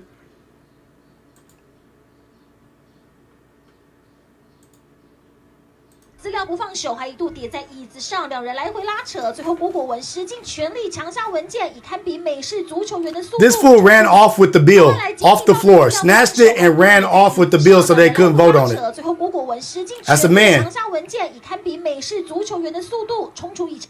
It's Taiwan, not just America. 跌在椅子上，两人来回拉扯，最后郭国文使尽全力抢下文件，以堪比美式足球员的速度冲出议场。 So it's not just women. You can't run with that ignorant narrative. Nah, men been doing dumb shit for a very, very long time. Look how he snatched it. Oh my God. And nobody stopped him. He ran off with the bill. Like. Oh shoot. You know what I mean? Ran off with the plug. Like, give me that. I'm out of here. So I wanted to show this just to say that it ain't just America and it ain't just women. That's ignorant saying it's just women. Men be doing some of the dumbest shit. But that's it, man. But all love from me. I got my 2 hours in. I just want to tell y'all I love y'all. Let's go out there, be a blessing for somebody out there. Go out, spread some positive energy. Go out here and help where we can help. And remember, make your conversations matter. Ask those important questions. Don't just say, hey, how you doing? Ask, how you doing as father? How's this going? What's going on here? How do you feel about this? Let's ask some real questions. Let's generate great conversation. You know what I mean? These questions could generate great conversations. But I love y'all. I appreciate y'all for supporting me. Everything about this is dope. And remember, keep me accountable. I'm trying to stop cursing. I'm trying to have better vocabulary, better language, so that our message, not just my message, our message doesn't miss the people that need to hear it. So they don't just catch it and be like, that's a little rough. So I'm trying to clean it up. I'm doing my best. Hold me accountable. I love y'all. Get out here. Have a great Sunday. I'm out.